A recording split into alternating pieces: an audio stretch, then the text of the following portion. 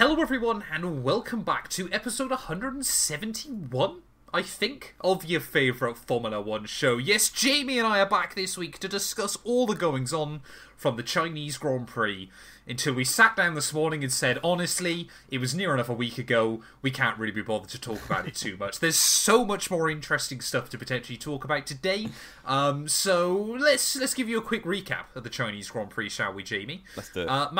Max Verstappen won. Both races. Shock. Both races. And Lando Norris took pole in sprint qualifying. Max Verstappen took pole in real qualifying. Indeed. So if we have a look at actually we'll get our predictions wrapped up quickly before we go into it. So you got 2 points for a Max sprint win. 2 points for a Max real win. No, I didn't. No. I put Perez to win the sprint. Sorry, yes. Perez for the sprint win, yep. Max for pole. Max for pole, which you get 2 points for. Max for the win, which you get 2 points for. And you got Perez and Norris the wrong way round. So you got 1 point each for them. I thought you were going to get that back. So I'm on 6, which is pretty good. So you got 6 points, which is pretty good for a weekend. I got Max sprint win, correct. I got Carlos pole incorrect. I forgot you did that. That's funny. I said Max wins, so I got 2 points there, and I said Leclerc and Carlos on the podium, so I only got 4 points this weekend. Alright, that makes it 26 to me. Very nice. Yep. And it makes it 17 to you. Oh. You got a bit of catching up to do already. I got a fair old chunk of catching up to do as we can move our way into the midpoint. A few shout outs from China. Joe Guan Yu, I'm gutted that he only got 9th in the sprint. Yep. Because he's not going to get many points. Top 10 of the year, isn't it?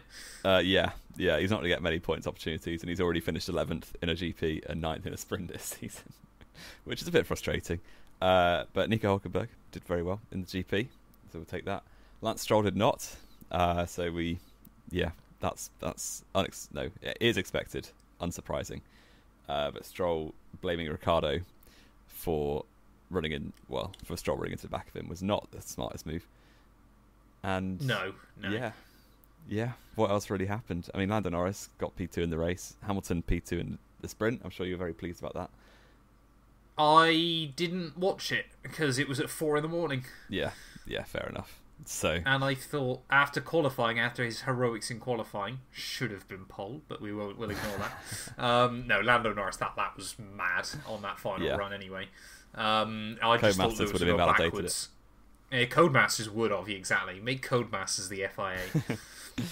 Yes, there we go. And just for clarity's sake, because we've done it every other week, drive of the day and race rating for China before we move on. I feel like it was not the worst sprint weekend we've ever had.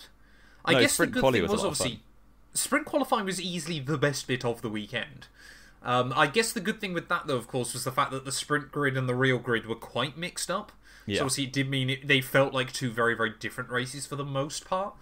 I mean, it's just... I mean, this was kind of what we said pre-show, wasn't it? It was just another F1 2024 race, wasn't it? So I think giving it any more than about a 6 for me is probably... I was going to say 6 as well. Yeah, I think a 6, all in all, is all we can really sensibly give it.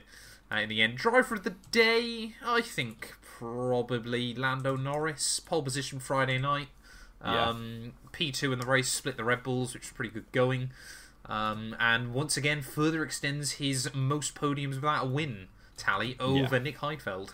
Surely Heidfeld will get that back at some point. I feel like we're getting more and more to a place where we're going to keep saying, surely Nick Heidfeld's going to get that record back. And I'm sure whoever had it before Nick Heidfeld, everyone was saying the same about Nick Heidfeld. Maybe. Maybe. I believe it was Ronnie Peterson. Stefan Johansson. Right. I can't remember. Someone Swedish or something like that. Scandinavian, I think. Well, Ronnie Peterson, I believe, was a world champion. No, he wasn't. Was he not? No. He was definitely a race winner. I think he won a race, yeah. Ronnie Peterson... He was born on Valentine's Day, fun fact. Stefan Johansson. Did I say that? He won 10 Grand Prix, yeah. Stefan Johansson was the other one you said. There you go. He's 3rd place. Will go back to 2nd. But I'm sure... Or will he? I'm sure Norris will win a race, I'm sure. It's like Jenson Button. They said he'd never win a Grand Prix, to quote. He's done it! Jenson Get in there! Oh, we've rambled immediately. There we go. This is not good. Although, to be fair, we did get some comments a couple of weeks ago on one of our other rambly episodes that people said they did quite enjoy it. So I guess we just make a rambly show from now on every single time. Every single week. I do hope not.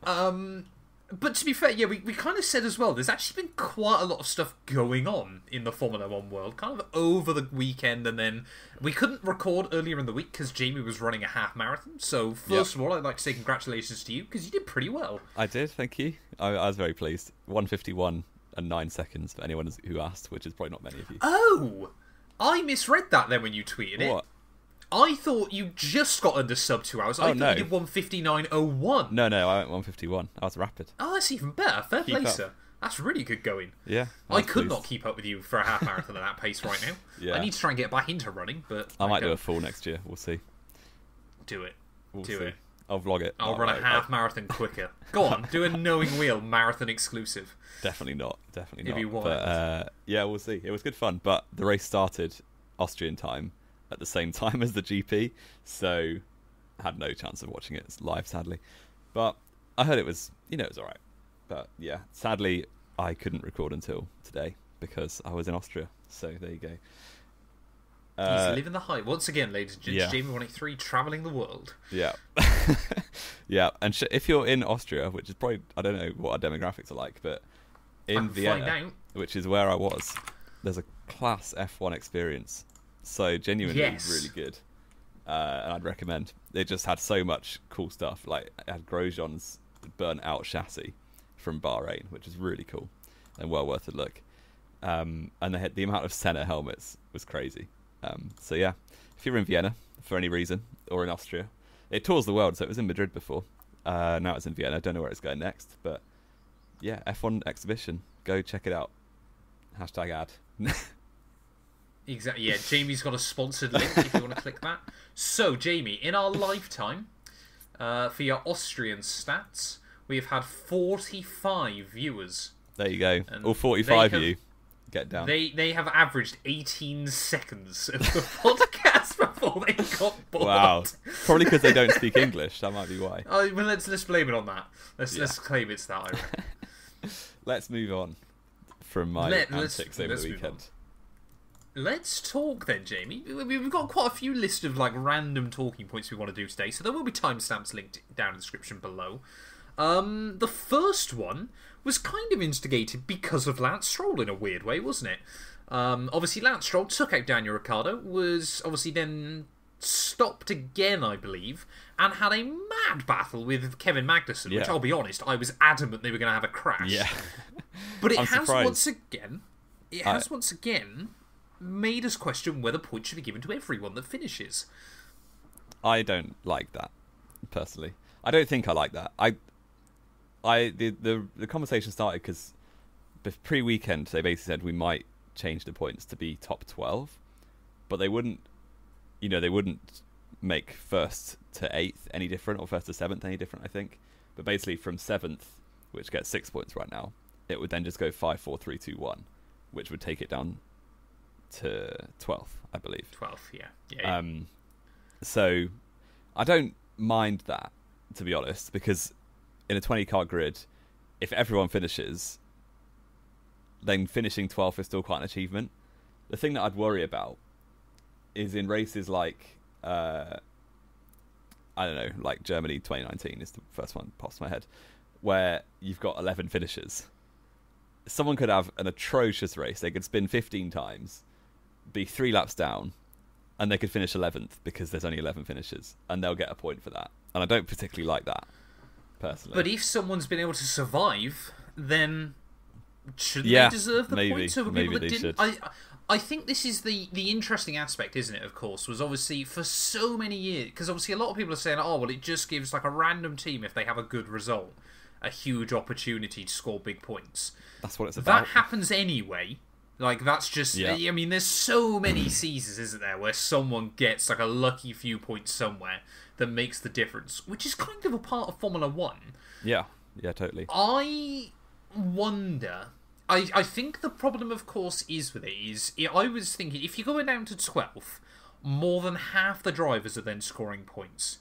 Which, apart from a couple of rogue races here and there, like the start of 2015 I can think of, never in Formula 1 has more than half the grid, if they finish the race, been scored points. Yeah. do we just go the whole hog and let everyone score points like they do in IndyCar? I really don't like that at all. I think the problem is what obviously made, like, for example, the great thing was obviously when it was just 6 drivers that score points, is occasionally you would get those fairy tale stories where a backmarker team, because they built a reliable car, and cars weren't that reliable, even in the early 2000s. What do you think, Mark obviously, Webber? it meant that they still had an opportunity. Exactly. Mark Webber at the start of 2002, his first points for Minardi, fun fact, ladies and gents, meant they outscored Toyota that year, which is quite impressive. But it's kind of like... That was obviously at a time where I think reliability was still floating at like 60%. Reliability now, over the course of an entire season for all the teams combined, is in the mid-90s. You probably have no one retires from average. Grand Prix anymore. Yeah, I would say you have between 0 and 1 expected retirement from a Grand Prix because of reliability. Obviously we had Bottas this weekend, and I think that was it. The rest were all crashes, weren't they? So Tsunoda got taken out. Ricciardo got taken out. They were the only other two that didn't finish. Yeah, and to be honest, you don't see mechanical retirements that much unless you drive a Sauber or an Alpine. Yeah. But I don't know. I feel like you shouldn't get a point for finishing last. I don't like that at all. It completely skews the statistics, doesn't it? But I think a lot of people hated it when the 25-point system came in. Yeah, because it devalued the points records. But then points records, they don't mean very much at all because of that change in 2010, pretty much. But yeah, I'm not fully against the idea of giving top 12 points. I think I am fully against giving everyone points because, Logan Sargent shouldn't be getting points for finishing last place. But I guess obviously if the points are worth less, then it would change very quickly the dynamic. I think personally they should allow the top 12 to score points if there's 22 cars on the grid. Yeah, maybe. Or the top 11. I think that would be better, yeah. If it's still that 10 drivers can't score, let Andretti in. Let them cook. Yeah, and this is basically only a problem because there's such a divide between the top 5 teams and the bottom 5 teams. Oh, exactly. Because it's only a problem because of that. The reason people want it is because, you've got Albon and Joe and people like that have finished 11th, had very strong races, and they've been rewarded with nothing apart from a count-back score. But then that's kind of how it goes. And, if there is a crazy race where, Kevin Magnussen finishes 5th, and that means that he wins the battle of all the backmarker teams despite being rubbish all season, then fair play. He deserves it. Well, I think, again, this goes back to the old adage, doesn't it? I've always got an opportunity to try and squeeze Paul Starlight into one of these if I can. But you look at USGP 2005, obviously he was apoplectic. Because, of course, Minardi and Jordan, none of them had scored a point all year. And Minardi, I believe, going into that weekend were ahead on countback because their reliability was better. And obviously he knew instantly that was it. They were done. And, of course, at the end of the year, the team was gone. Yeah. Those kind of things make the difference for Formula One teams as well. They can be the difference between survival and your team's gone under. Yeah.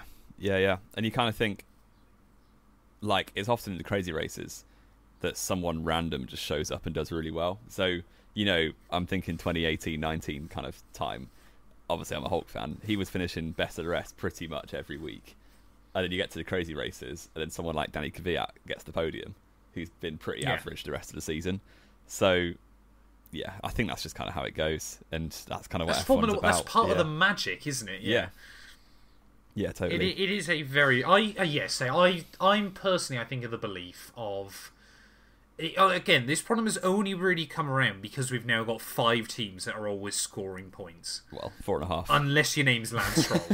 Exactly. Lance Stroll is genuinely making this season unironically interesting in that regard. Yeah.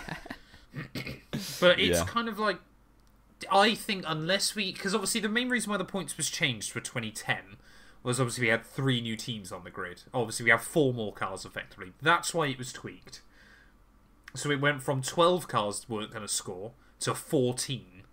Unless the grid gets expanded, which I really desperately think they should still be looking into, but clearly they're not interested. Well, Andretti is still going ahead as if they're going to get added, aren't they? But I think they're basically trying to force F1's hand, but it wouldn't surprise me if they still don't get in. No. I mean, for 2026, I would be... I get, obviously, there's other things at play and that kind of thing, and obviously it's all politics at the end of the day. Formula 1 always is. But if I owned a Formula... If I was in a position of power in Formula 1, you're looking at those 2026 regs, you're looking at Audi coming in, Ford being kind of there, kind of not. I would absolutely be wanting to try and get a couple more teams on the grid at least. Yeah, and I think they should. I think they will actually as well. If I had to put money on it, I'd say Andretti will end up on the grid. They're just going ahead as if they presume they're on the grid. And at some point, F1's going to be like, yeah, we can't really say no anymore, can we? Well, they've even said they'll run an F2 and F3 team. Yeah. Which is mad, which never happens. Yeah, so it really wouldn't surprise me if they do end up on it. I just think it's massively political at the minute. Entirely political, isn't it, still? That kind of... Obviously, we mentioned Audi there. That kind of segues us into our next talking point, because I'm sure Jamie183 is going to be very, very excited about this potential news. We've read 2 different articles about it, which are saying slightly different things, but the main message is Hulk to Audi. We love it. We absolutely love it. Get him out of Haas and into a team that has some ceiling. It is Sauber. Yes. Yeah, he's been at Sauber before, which, didn't... It was all right. He finished 4th at career. That was about it. Not front row, 3rd place on the grid at Italy too. But there you go. I think it's a really good move for him if it happens. The reports are saying it's either for 25 or for 26, but it is regardless to the end of 27. So he'll be racing until he's 42, which I quite like. It just makes his podium record absolutely unbeatable of most races without a podium. I think it's a good move for all parties. German driver and a German team, very safe pair of hands. He's going to deliver decently. One thing I would say, obviously the talk has been about Carlos Sainz quite a lot as well, and the talk is he's got a very lucrative offer on the table from Audi as well. Which Red Bull say they can't match, which is interesting. Well, they say they don't want to match anyway. I think for Sauber's sake, it would be dumb to announce both those drivers mid-season or even early season. We're still only 6 races in. So, because obviously if they announce Sainz and Hulk, Bottas and Joe have got nothing. They're not going to try and help the team. They'll check out, I think. Unless they want to prove themselves to other teams. That's the thing. They would be so unhelpful because they're just they're self-interested at that point. They're not working for the team. So I think they should announce one of them and then kind of have the drivers have a shootout. Well, this is kind of based on the proviso that both drivers would come in for 2025, isn't it? Yeah. Because if it's 2020... say, for example, even if it was the other way around, Hulk was confirmed next year, Sainz was actually 2026, where he'd go for a year... we don't really know, and they kind of said, look, whichever one of you does a better job, he's keeping the seat. Then obviously you have got still 2 drivers that are going to go for it, and Bottas keeps the seat. Joe's actually had better finishes this year. Just putting out there. Yeah, but Bottas also has another pit stop that's taken less than a minute. But there we are. To be fair, Joe's not having neither is Joe. But I think the other thing as well, of course, is that's also based on the idea that will Audi care what happens this year? Yeah, it's true. Probably not. And if you're in a position, the car is not awful. If you're in a position where you're Audi and you want Hülkenberg and Sainz in that car next year, this year's car has not got your name on it. It carries none of any kind of reference to yourselves. Why do you care if they finish last? As long as you've got the 2 drivers you want in the car ready for when you start, it doesn't matter. Does it? But it's for still a the company same. Like Audi, it is still the same bunch of engineers, and it's still the same staff, and it's for 25 at least. It'll be an evolution of the same car. So you do want to have helpful development throughout this year. Otherwise, you're starting next year a step back as well. So I don't know. I feel but if all the focus is on 26 anyway, but next year it will have their name. Because even next year's car isn't officially an Audi. No, but it will have the logo on it probably. Well, we don't know. Yeah, I don't think. Yeah, and to be honest, that car is not the slowest. I think it's better than the Williams for definite, and the Alpine at the minute. But they just haven't. They're very inefficient at taking the opportunities. Even back when Raikkonen and Gio were driving for them, they just always mess up when they've got a chance. Well, we'll have to do the Antonio Giovinazzi conspiracy at some point, because that's a fantastic deep dive. I've actually not heard of that before. Have you not heard of it? I think it was 2020. How many points? Oh, yeah. Sorry, it might have been 2021, actually, I think. How many points Gio got thrown away because of poor strategy that year is mad. Yeah. But, I think, of course, any of those bottom teams still, I think Haas, honestly, have probably built the best race car of the lot. No, I think VCARB. AlphaTauri probably have got VCARB, have probably got the best qualifying car, but I think Haas genuinely... I just think the Haas drivers are better. Coming into this year, I think there's probably an element of that as well, but I think genuinely, when you think we were talking at the start of the year that Haas might be kind of a second off anyone else, they've done miraculously well so far. Yeah. And I've said this for years. I was kind of always a little bit sceptical of how good Gunther Steiner really was as a TP. And of course, we'll have to wait and see how Komatsu does in the long term. But he's immediately come in and revitalised that team. Yeah. It just seems like he knows what he's doing. You never really got that impression with Gunther. He was just kind of vibes. Whereas Komatsu... He was a little bit kind of, like, if you look at even... Like, you see a similar kind of comparison between James Vowles and Claire Williams, for instance, at Williams. Like, James Vowles is very strategic and very thoughtful. Claire was just there because she's the daughter of Frank. Well, I still want to know what happened to Jos Capito, because I liked Jos. He was alright, wasn't he? That was all sort of, this again going down a rabbit hole, but that was kind of all in the, the team principal shuffle. It was suddenly James Vowles is confirmed to Williams, but where's Jos Capito going? Poor guy. We quite like him. He's sweet. Yeah, who knows? I think he's gone back into Audi or somewhere German again under some kind of program. No idea. But yeah. It's just sad to see him kind of disappear suddenly, wasn't it? It was a bit odd. Speaking of Williams, though, Jamie, we've kind of half segued there. A rumour on the street, and we're not sure whether we believe this one as much as the last, Kimi Antonelli could be replacing Logan Sargent as soon as after Miami. Literally one race from now. Not a chance apparently. In my mind. I just think if he'd set the world alight in F2, maybe. But right now he's really not. And yeah, but that's also because Prema can't set up the car for the first time ever. Yeah, it's true. But like, there's no need to rush it. I just think a year in F2 will do in the world of good. I just think 2 years in F2 will probably be better for him. I just don't. Yeah? I don't buy this at all. And I actually think Sargent's been quite hard done by if this does happen, because it would be him who's going. And like... Well, yeah. Sargent hasn't really... I mean, obviously he's not been particularly good, but he's not been absolutely awful either. And obviously he's got his car robbed from him in Australia. So, like, I don't know. I feel like it's harsh to drop him after 4 races. Despite, I think he has finished last in pretty much all those races. I think the big question you've got to be asking yourselves here is... Do you see Logan Sargent with a seat next year? No. Do you see Kimi Antonelli potentially having a seat next year? Potentially, yeah. I think he's got more chance than Sargent has. Is Sargent bringing big money to that team? I'd probably not. I don't actually know. No, he's not. He's just an academy driver, isn't he, that they put in? Yeah, exactly. Because I still always believe that Sargent was pretty much brought in by Williams as kind of a statement to the other teams to go, and actually we're kind of here to fight for ourselves again now. And you say obviously it's a bit harsh. Like we said, neither of us can see a world in which he's got a seat next year. No. And Kimi Antonelli, I can see him having a seat next year. If Williams are interested in potentially trying to do a few other bits and pieces, they want to spend their money elsewhere. If Mercedes go, yeah, we'll give you your engines free for the rest of the year. Yeah, I guess. You get Lob Antonelli in the car. Yeah, after Miami, though, does seem extremely early in the season.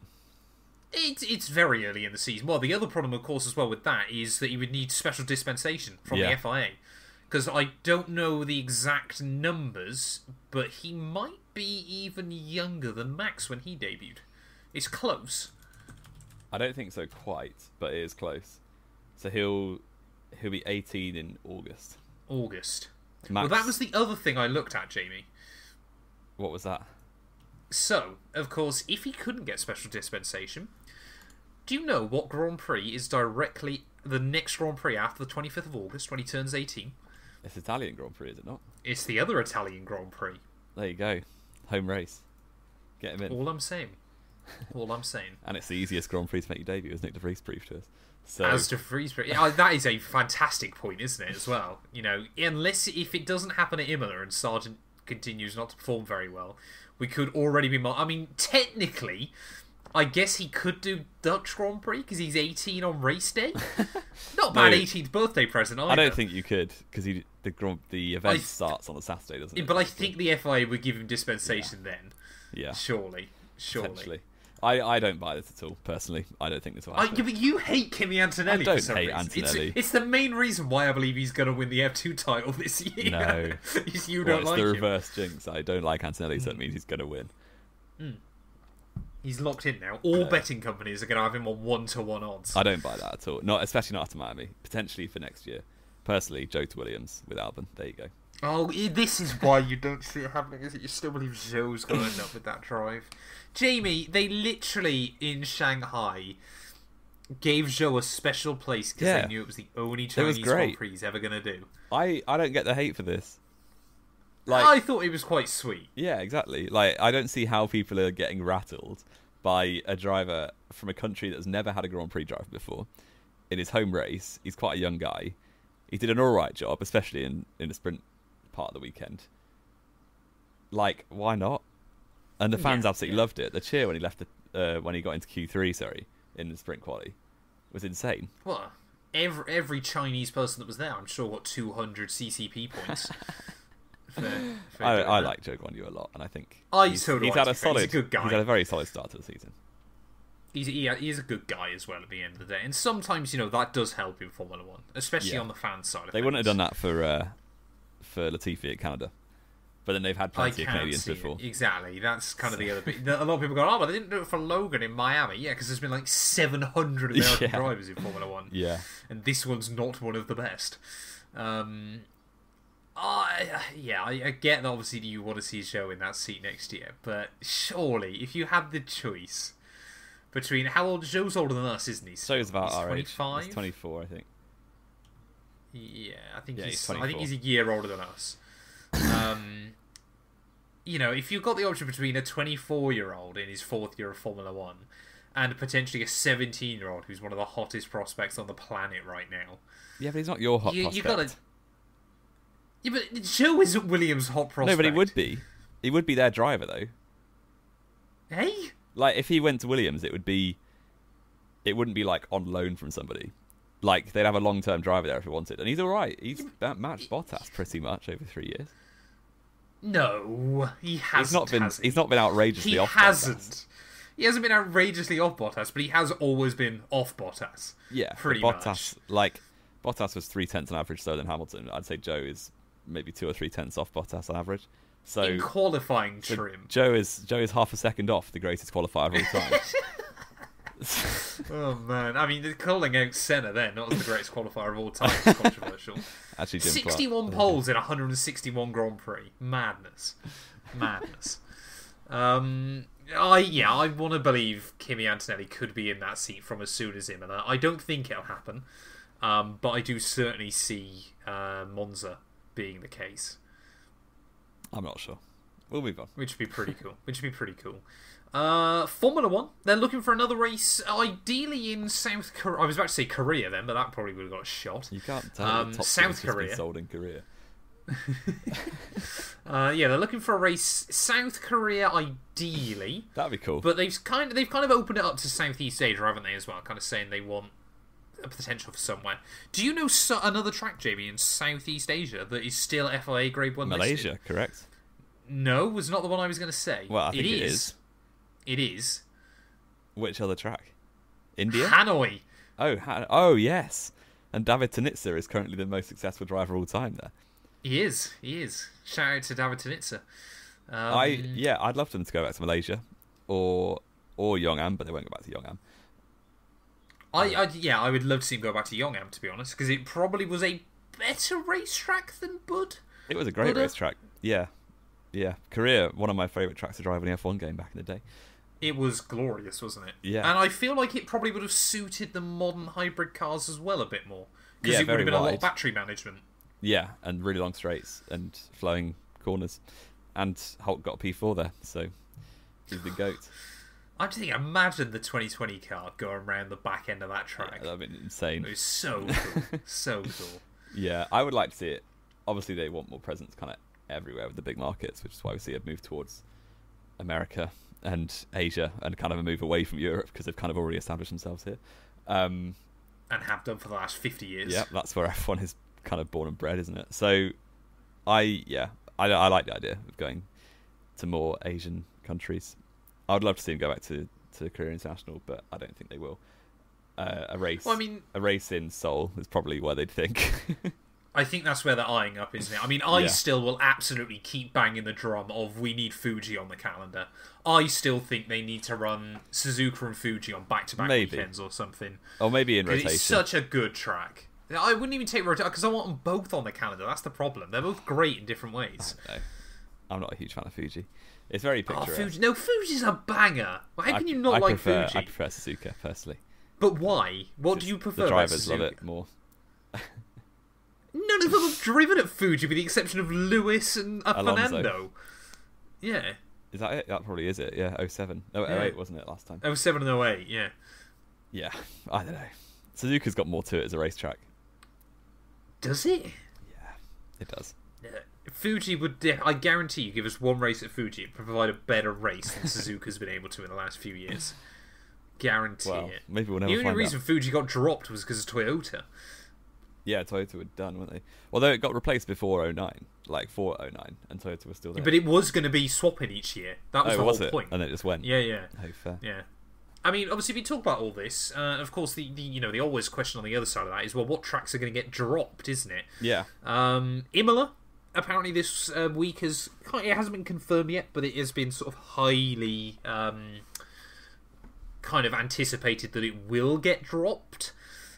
Honestly, I mean, I love the track for the history, but I can see the reason. Totally. It hasn't delivered a particularly good F1 race, has it, recently? Absolutely. And I'm actually going to it in a few weeks, which is fun. Yes, you are, aren't you? Yeah. So hopefully it doesn't get rained off this year. But, it shouldn't... It was only ever on the calendar as a panic backup in COVID. So I was surprised when it got such a long contract. I think... Like in 21, they gave it until the end of 25, which just seemed a bit mad when it's not really designed for modern cars and it's not a particularly good track for racing. So, yeah, I'm not that upset about this. And 2025 will probably be the last one for the foreseeable anyway. So, yeah, it's what it is. I think the problem with Imola as well was, unfortunately, probably the best race was the first one it hosted back, wasn't it? Because 2020's race... I know you always got... We literally had this fight last week. Yeah, we'll not get back into it. 2021 was better than 2020, though. I don't know. But I feel like, it's a shame because, again, it is one of those tracks with so much F1 history as well. And I feel it does kind of serve as kind of a reminder of how far the sport has come. And it is nice to kind of, because obviously you do get a little bit of nostalgia with it and things like that. But... Also, on the other hand, I'm trying to think in my head about what you could really change to make it a better track. You're pretty limited. Well, the last corner could definitely be better. Like the last two Ravazza corners could definitely serve the main straight a bit better because all they do is split the cars up. So if you just made it a big sharp hairpin or something. But I feel like, again, I think because it's got so much history, they're kind of reluctant to even do that with it. Yeah.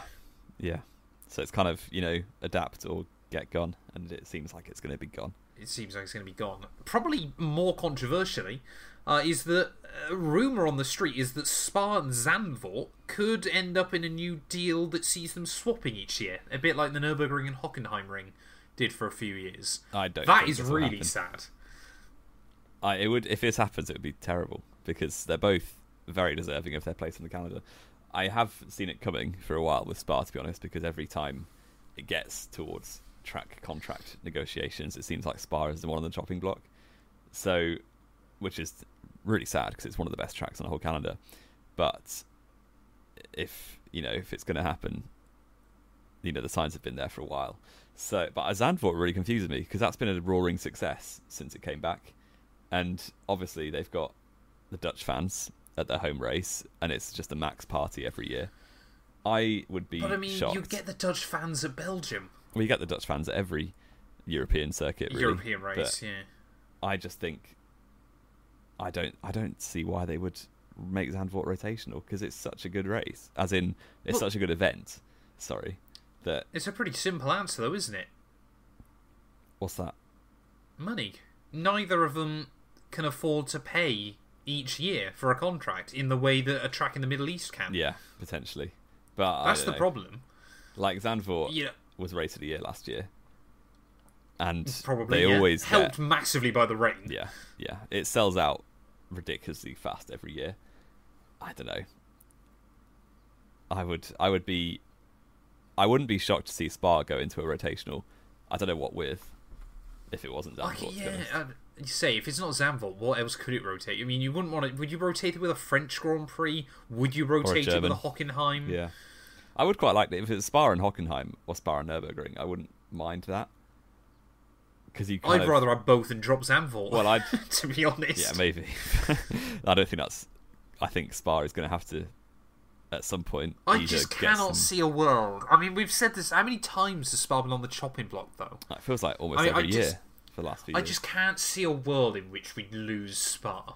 I think that's the problem, because it is such an iconic track, and it has felt more recently, hasn't it? Of what we got. We got 4 tracks still from the original calendar that are on: Silverstone, Monza, Spa, and or is it only those 3? It was Monaco, not. It's very historical. Monaco. Sorry, yeah, of course. I knew I was forgetting one. Yeah. It kind of has felt like in the last few years that obviously, especially with Monaco for a little while, wasn't it? That Liberty were going, oh, well, you need to pay us all this money now, because you've been there forever, it doesn't matter. And kind of a lot of the F1 fans, obviously I get Monaco's a little bit different, but a lot of F1 fans are kind of going, well, actually, no, this place is pretty special. And we get that you're new, but, there's a huge amount of history to this venue, and kind of losing some of these races kind of takes a lot of the DNA out of the sport. Yeah, a little bit. But we said that about Germany, and we said that people said that but about not France. In the same way. No, not in the same way, because France has never had a consistent Grand Prix. The invention of Grand Prix racing was by the French, and the motor racing. Sorry, not Grand Prix racing, but it was all French. Like, as much as we like to wave our fist at the sky at the French all the time, it was kind of why we have, in many ways, Formula 1 car racing anyway. But it's never had a consistent circuit. But, I mean, I would still say give it to Le Mans. Whether they put in a new GP circuit or something like that, you've got to have something there, surely. That would be very cool. But Le Mans is an endurance track, in it, so... Well, no, I meant they have a GP circuit there for motorbikes and stuff, which wouldn't deliver a particularly great F1 race, but would be cool as a spectacle. But Spa, I can't see a world in which we lose it. It hurts my brain.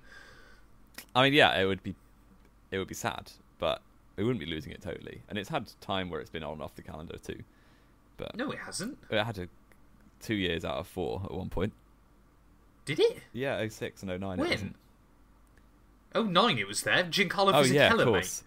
It was only 06. Was it? Was it that 1 year? It was only 06, and that was because they were resurfacing and redoing the bus stop. Yeah, I forgot. There you go. I thought it was 2 years out of that time, but no, just one. No. Kimi Räikkönen just won every year, basically, for four races. Until 08. Yeah. He won 09 as well. He did win 09 again, thanks to Kurz. That should have been Giancarlo's. Fizzy should have won that. Still hurts. Or a Toyota. Never forget Toyota that weekend as well. They were actually quicker than Giancarlo when you factor in fuel. Yeah, but you know what? They had problems, to quote Jonathan Ledgard. They did. They had exactly. They had electrical problems on the start, which ruined them. I don't want to talk about Spa being dropped again. It makes me too sad to think about. Let's head to Miami. I mean, we can kind of talk about this a bit more next week, can't we? So we'll briefly mention it.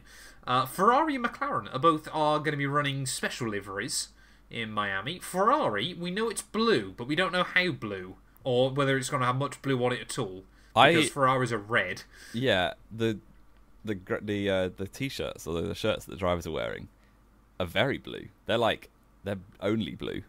So it would be cool to see a blue, like a Miami blue Ferrari. Yeah, I mean, why not? I'd quite like to see it. Although I did notice where I think who got through. I guess the Saubers got through Q1. So in Q1 you had the Williams, the Alpines, and the AlphaTauris out, and it was just different shades of blue. Or blue. Yeah. So to add it was another a couple one, of years ago, wasn't it? Yeah. Yeah, but they would still be red on the board and everything, wouldn't they? They wouldn't change that for the weekend. They might. I wouldn't say so. They didn't change McLarens for Monaco, but that was also again because 2021 we had so many blue cars. Yeah. Who knows?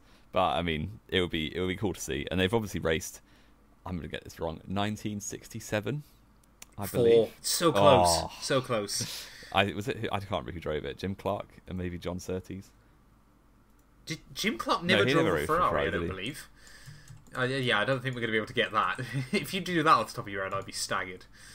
But yeah, obviously, there's basically Ferrari, for those of you that don't know, basically had a North American racing division, which did race blue cars for quite a while. So it's kind of an homage to that. And they did run the final 2 races of 1964, which were both held in North America. John Surtees was one of them. Car as well. John Surtees. You said Jim Clark, sir, so I said both. Good. There you go. You just said Jim Clark. No, well, look at the recording back. I said John Surtees too. Okay. Maybe it lagged. maybe you lagged. I tell you what, though, what I'm more excited about, Jamie, I don't know if you've seen this, but for Monaco, McLaren, there's been a leak on the F1 store. We might be getting a Marlboro throwback style livery. Late 80s, early 90s. I would buy that much. I mean, I've already got some of the Golf merch. I mean, you can't promote tobacco anymore in F1, but no. You know what? Just do what all the football teams do and promote alcohol-free alcohol, and it still counts. Exactly. Well, F1's sponsored by Heineken, so true. they can only do so much. That would be... I want to see that so good. And also, MasterCard might be joining Formula 1. Yes. MasterCard Lola returns, except for this time around it's going to be with McLaren. We love MasterCard Lola on this podcast. That's all I've got to say. McLaren might end up with more sponsors than people working at the team.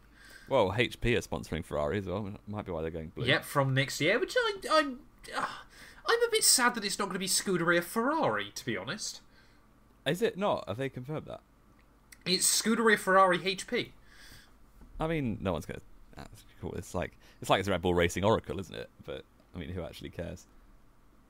Well, a lot less people than care about Ferrari, I'm sure. Yeah, probably. But, yeah. Well, shall we do your quiz, which is massively... We can do my quiz. Jumping back half an hour because we're talking about China. You've not did a segue, did you? No. You've not done a segue. Because the 2024 Chinese Grand Prix had Lando Norris pick up his first podium of the year. Yep. For McLaren in second place. Yep. The last time McLaren finished second at China. Oh, no. Oh, at China. Okay. Was in 2012? 2012, indeed. Oh. So you have to name the point scorers of that race. You've got a minute. Go. Sebastian Vettel, Lewis Hamilton, Jenson Button, Kimi Raikkonen, Romain Grosjean, Mark Webber, Felipe Massa, Fernando Alonso, Sergio Perez, Nico Hulkenberg. You got a list of drivers. What is this? No, I'm just naming drivers off the top of my head. How many more have I got to get? You've got at least 3. I said Raikkonen, Heidfeld. No, he was gone by then. Petrov, Maldonado. I think you've got 2 left. Senna. I think you've got 1 left. Kumu Kobayashi. There you go. Done. Yes! Done. I should have asked you about a harder year. That's very easy. You should have, yeah. 2012 is a weird one. Because it's very memorable. Kind of like, but in a quite a weird way. Obviously, Schumacher didn't score points, did he? No, he should have got a podium. Did Rosberg? Rosberg won the race. I didn't mention him, so Nico Rosberg. Oh, I thought you said Rosberg. I didn't say Rosberg. There you go. Yeah, it was his first ever win. For some reason, I had in my head then that was 2011. No, he should have won 11, and he should have won 2010 as well. He was a goat. Oh, here we go. Have we done everything? It's been a very rambly show. That's been 45 minutes of your life. You're never going to get back, ladies and gents. Yeah, but I think we've done everything. We like those. Wonderful. Thank you, everybody, as always, so much for listening. If you have enjoyed, please do make sure you drop us a follow, drop us a sub, all that good stuff. We're trying to hit 1,000 subs at the moment, but I believe we are closing in still on Jamie. What are you, 3? I want to say. How many are you on? Oh, something like 560. Let me check. I swear that number keeps going up. I'm getting scared. I'm on 551. There you go. Oh, we are 25 behind, ladies and gents. I reckon we're going to do that very, very soon. If I remember to post out some shorts again. Yeah. So thank you all, as always. If you want to be Matt's content creator manager, then let him know. Please, I desperately need one. I've got so much on my plate.